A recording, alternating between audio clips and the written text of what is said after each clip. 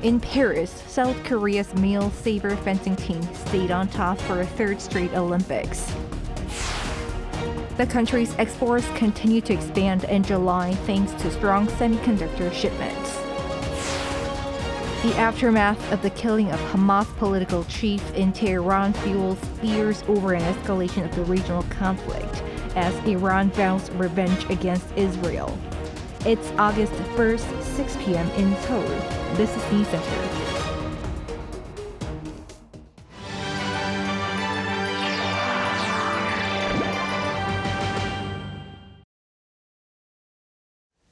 Thank you for joining us. I'm Yoon Jung-min.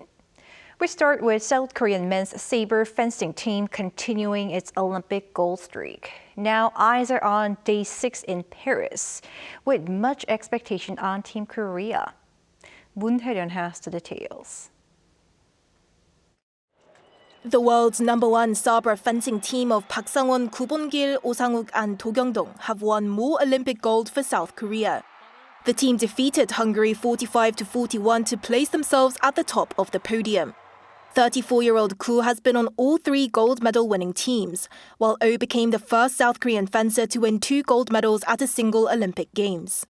Meanwhile, South Korea has secured a spot on an Olympic podium in badminton mixed doubles for the first time in 16 years, with an all-South Korean semifinal lineup set for day 6 of the Paris Olympics.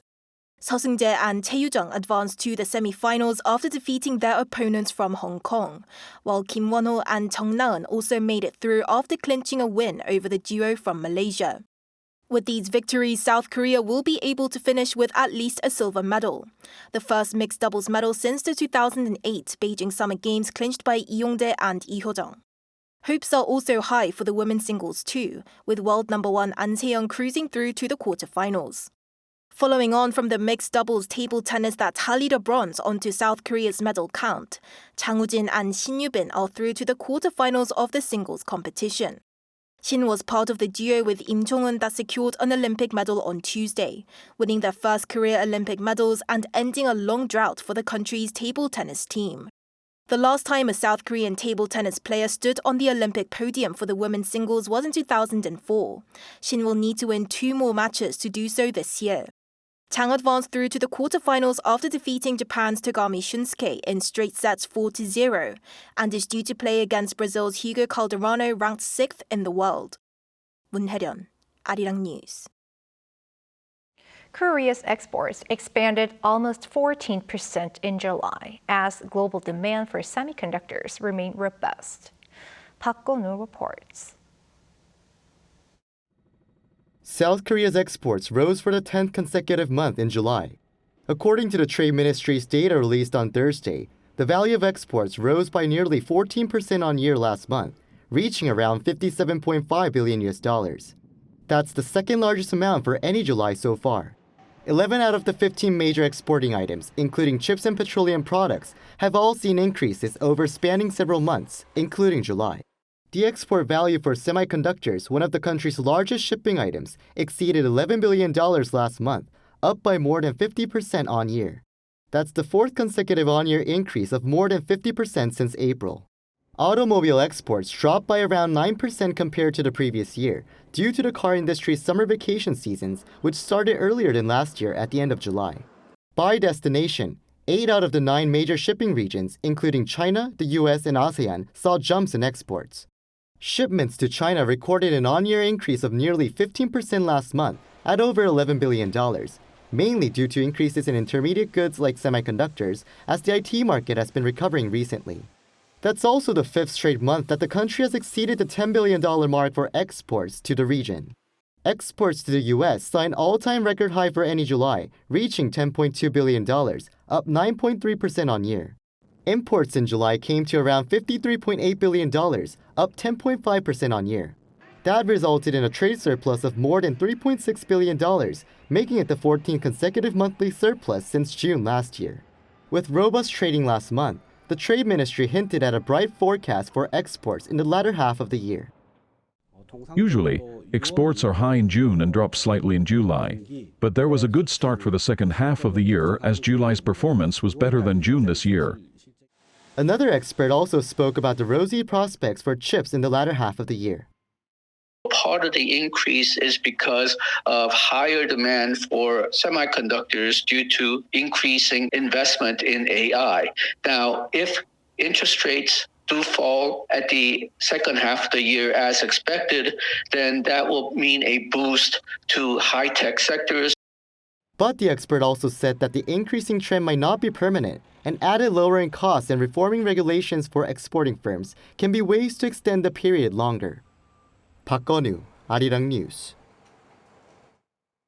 The U.S. Federal Reserve has held its key interest rate steady once again while hinting at a possible rate cut as early as next month.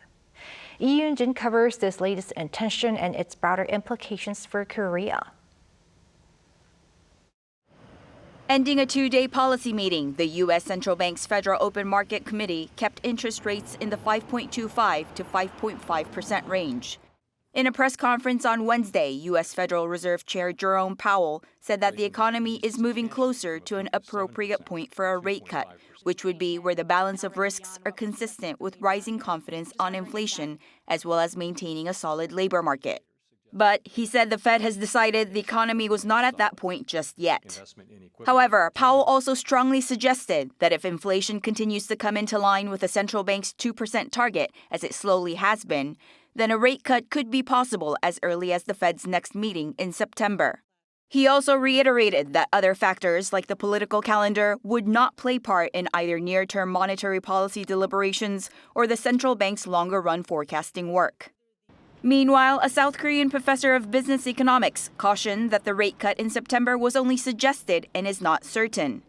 And even then, rate cuts are not expected to be dramatic as inflation isn't slowing down enough right now. We have to remember that, inflation, the so-called personal consumption expenditure, price index, which is the core kind of target of a Federal Reserve, that is still, 2.6%, way above 2.0. And it doesn't coming down. So we have to remember that inflation has been coming down very rapidly from over 5% to 2.6% now. But the pace of downfall in inflation is very slow.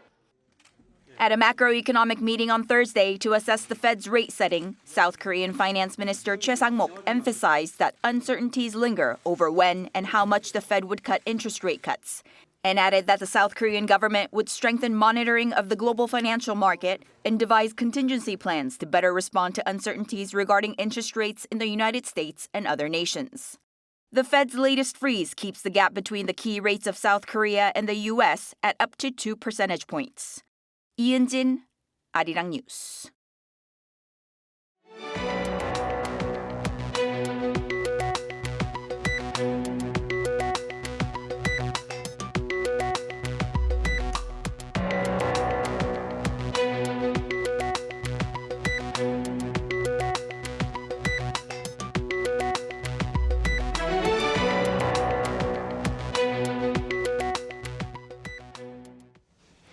Wrangling continues at the parliamentary plenary session, this time over a contentious economic relief bill. Our correspondent Lee Si-hoo is standing by on the line. Si-hoo, the ruling party is once again activating a prolonged debate. What's the story there? Yes, Jung-min, a filibuster is taking place right now at the request of the ruling People Power Party. The PPP is trying to stop the opposition from passing, as you said, the bill prompting around 250,000 Korean won worth of relief for all South Korean citizens. The ruling party says that while they sympathize with the people and their hardships, such relief will lead to more financial strain for the South Korean government and its next generation. The opposition, however, says that the relief to be given in the form of vouchers will vitalize the economy. Listen in. This bill aims to promote consumption, revive the economy, and take care of people's livelihoods. The prolonged debate is set to take place until tomorrow afternoon. This is the first filibuster since last week's 6-day-long one. And the opposition has also introduced a motion to impeach the new chair of the Korea Communications Commission, Lee Jin-soo. Right, the pan-opposition, consisting of 6 opposition parties, main and minor, jointly submitted the bill this afternoon.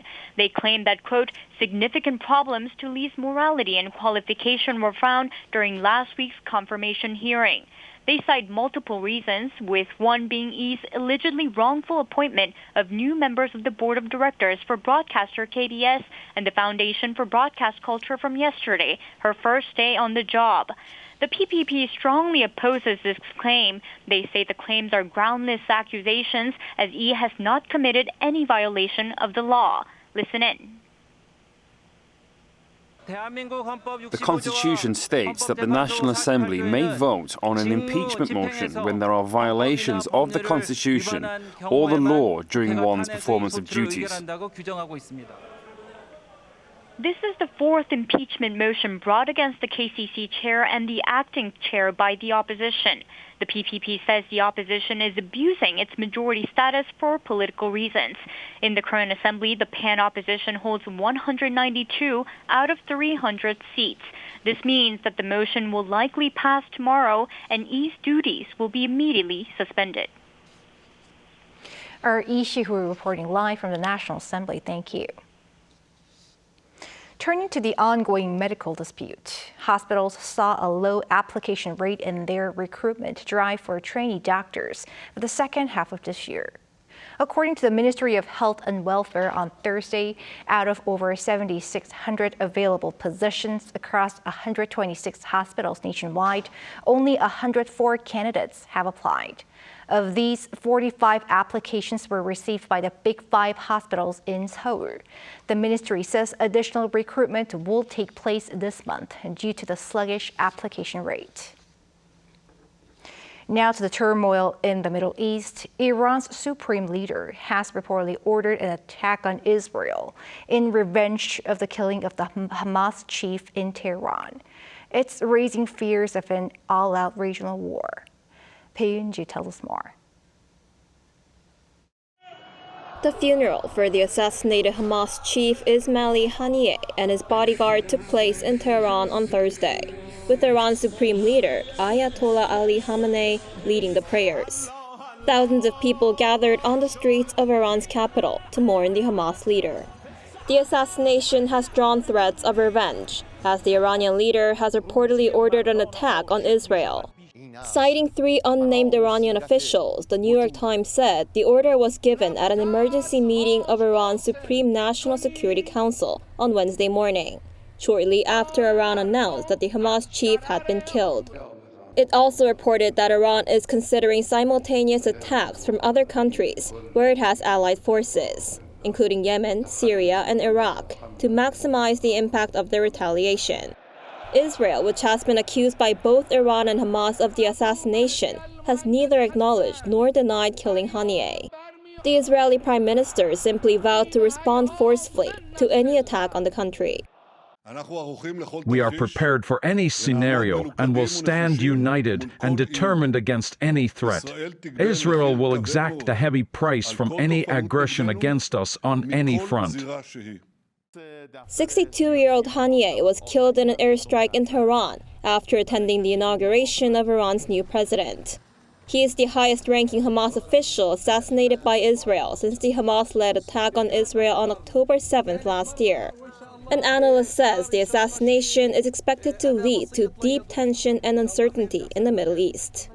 What this does mean is that we're going to continue to be in this drip cycle of escalation and de-escalation. And there is no real clear off-ramp to address these security dynamics across the region. And effectively, without addressing the conflict between Israel and Iran, there will be these ebbs and flows for the coming months, if not longer. Amid fears of wider war, the United Nations Security Council held an emergency meeting. Iranian ambassador to the UN told the council that the assassination of Haniyeh suggests Israel's intention is to expand the war on Gaza to the entire region and call for immediate steps to hold Israel accountable for the aggression. Heunji, Arirang News. Back here at home, from drinks and snacks to basic necessities, Convenience stores in South Korea have almost everything. They are also almost everywhere. An Sung-jin takes a look at what makes the country's convenience stores unique. I'm standing here on the streets of Seoul, and one thing that stands out is that you can easily spot a handful of convenience stores on just one single block. I'll be walking through to see how many there are. The second one. So there are a lot of them around, which adds to convenience, but what makes them convenient when you step inside? They're more than a store where you can grab a quick snack. As the name suggests, convenience stores are easily accessible and provide services that are needed in everyday life. Not only can you pick up groceries, but convenience stores do foreign currency, allow you to pay your utility bills, print things off, and even send and receive packages. Before, I had to go to the post office, which would be time-consuming and expensive. But with the convenience store nearby, it's way cheaper and more convenient to do so. According to the Korea Association of Convenience Store Industry, there are more than 55,000 convenience stores across the country. This means that there are approximately 950 people in the country per store, making South Korea the most densely populated when it comes to convenience stores. As a retail store close to customers by providing various services, convenience stores provide comfort for customers, while for franchise stores, this can increase their sales. For delivery services, the usage rate increases significantly every year, and once customers come for parcel services, it sometimes leads to the sale of other products as well. Data from the Trade Ministry shows that convenience store sales rose by nearly 10% last year. One expert says that there are various reasons as to why that's the case. Korean convenience stores run various promotions and limited time sales. They also have tables outside so customers can enjoy the drinks or snacks that they have bought. Alongside an increase in single-person households, since more of the younger generation want to live in the city, they don't have much living space, which also means buying things in smaller quantities. As these stores appear more and more on dramas and social media, it's no longer just the locals who come and enjoy the convenience store experience. Everybody knows about convenience stores and how it's got everything here. In Canada, convenience stores are kind of just basically this convenient. If I need it, I'll go, but it's not as important as it would be. With less time but more on the to-do list, the rise in convenience stores reflects the fast-paced life in South Korea. An Sung-jin, Arirang News.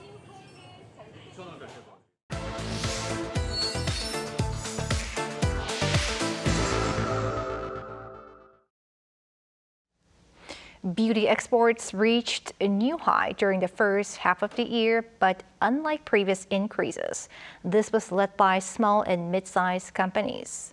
It's the topic of our weekly business segment today. Our correspondent Lee Soo-jin joins me in the studio. Soo-jin, tell us more about the rise of smaller beauty brands in the country.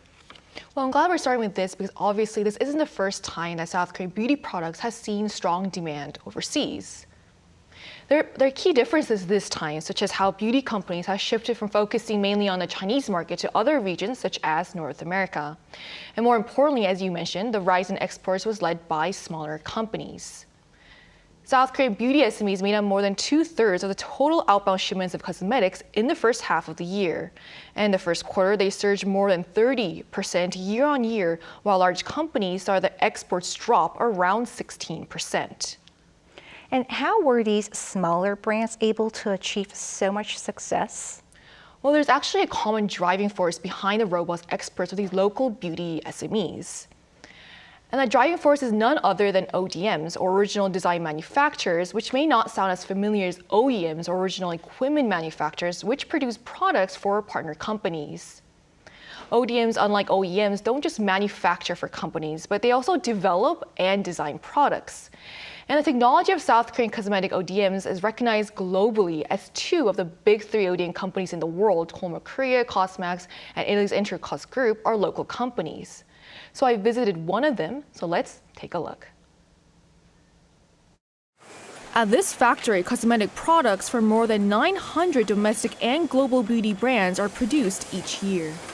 These include renowned global brands such as L'Oreal and Kiehl's, as well as rising domestic indie brands, Beauty of Chosun and Dalba. We no longer have an off-season, and our production lines are constantly running at full capacity, producing 60 products in 1 minute, thanks to the growing demand for our technologies. And this technology and knowledge of ODMs are exactly how beauty exports of SMEs were able to reach a record $3.3 billion for the first half of the year.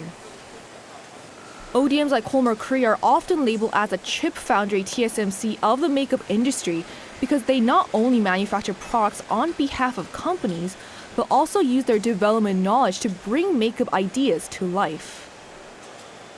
Their impressive production capacity is also evident in the large tanks where blades are continuously mixing 30 to 40 ingredients at certain temperatures to ensure that the mixture remains smooth.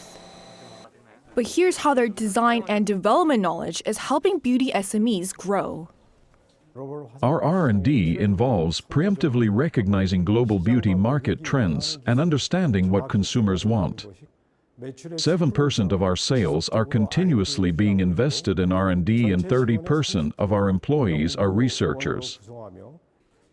ODM's active R&D investment is what makes them able to share their product design and development skills with SMEs that don't have the necessary capacity yet, allowing them to focus on marketing. By working with ODMs, SMEs can market a wide range of makeup products under their own brands. And the cosmetic knowledge of ODMs can be witnessed even in the most basic steps where they melt and mix ingredients that are in powder and oil form to create, in this case, sunscreens. It's also reflected here in the more complex steps of creating the most marketable shade for a lip tint, where the researcher measures and mixes different pigments in a specific proportion. And all of this is part of the larger process of collaborating with beauty SMEs to help them become competitive. And what's being done to continue this momentum for our beauty SMEs? Well, there are some measures that the government has announced that are likely to help. The Ministry of SMEs and Startups pledged last Wednesday to boost the cosmetics industry so that makeup exports from SMEs can reach $10 billion by 2027 by setting up a K-Beauty Creator Challenge in conjunction with local ODM companies such as Hallmark Korea and Cosmex, as well as Amazon. Another measure that one expert said that will be helpful is the creation of a global K-Beauty fund. These specialty funds come into play for SMEs that typically lack the necessary funds to enter overseas markets. If there is profit that is made, investors will also be able to benefit. So if utilized well, these funds will be helpful for SMEs. The ministry said that while the exact size of the fund is yet to be finalized, it will be a significant amount. Thanks for that, Sujin. Thank you for having me.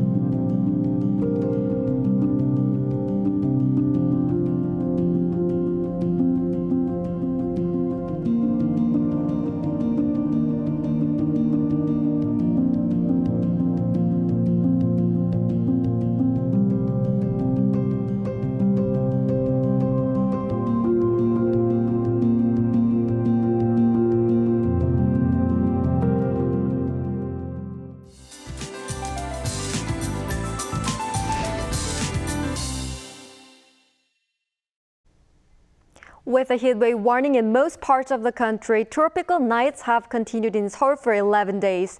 The feels-like temperature in Seoul rose to around 34 degrees Celsius, making it really hot. The heat wave is expected to continue until next weekend. Tomorrow, the rain will expand to central areas and western parts of the country. By the afternoon, there will be around 5 to 40 millimeters and more than 60 in many places in northern Gyeonggi-do province. From afternoon to evening, showers will pass in the southern inland areas and Jeju Island. After the rain stops, scorching heat of around 33 degrees will continue again. Tomorrow, most areas will start off at 26 to 27 degrees. Daily highs will move up to 34 in Daejeon, Gwangju, and Jeju. Daegu and Gyeongju, 37 degrees. These hot conditions will continue for a while, so please take care. That's all for Korea. Here are the weather conditions around the world.